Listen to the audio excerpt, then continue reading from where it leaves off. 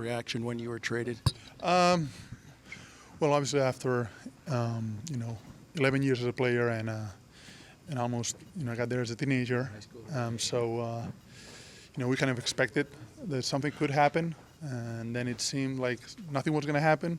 So once it happened and we knew our destination, we got real excited.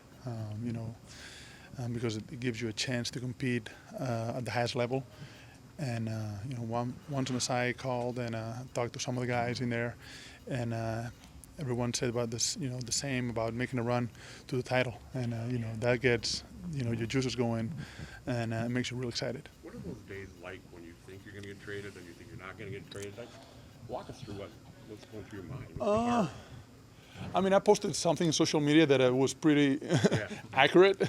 Maybe not the quality of the singing, but that's the kind of the feeling that you get. You don't know, and it's out of your control. And everyone is talking about it, and everybody is asking you, and you just don't know. But as far as the routine goes, the habit is the same. Like I stayed, with my family and my kids, and that's a pretty good distraction to have. Yeah, sure. Is there 11? A look at your top teams in the East, and they all made moves, or most of them. The Milwaukee Bucks, they added Nikola Mirotic. The Raptors added Marc Gasol, and the 76ers added Tobias Harris. So when you look at Gasol coming to the Raptors, do you think they saw that, Tobias Harris getting traded? We have to make a deal as well to try to keep up with this arms race. I'll take it a step further for you, Chris. It's more so of showing Kawhi Leonard that I'm willing to do whatever. Yes, Boston may not have made no moves. We know Danny speaks for what Danny's staying patient.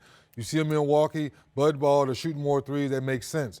But bigger picture for Toronto, for me, Tough Juice, Masai Ujiri's doing every little thing possible to say, Kawhi, we're going after it this year, and if you sign and stay here for the next 4 or 5 years, there's another big guy to play with you with a defensive mindset, because I know you're a defensive-minded guy, and also offensively, we know we can go through you now to go deep into the playoffs. 3D, I think that's an excellent, observation of looking at the Toronto Raptors, but also I look at the Team West and I look at the Utah Jazz and the moves that they didn't make because the development of the guys that was on the roster. So now I look at the Raptors and I think that they had to make moves because the development of a guy like Siakam. Yes. He's a really good player, borderline all-star this season. So now with the development of him, it's like, okay, we're ready now. All we need is one other thing that could put us in the half-court situation, a guy we could play through, and we can get over the hump.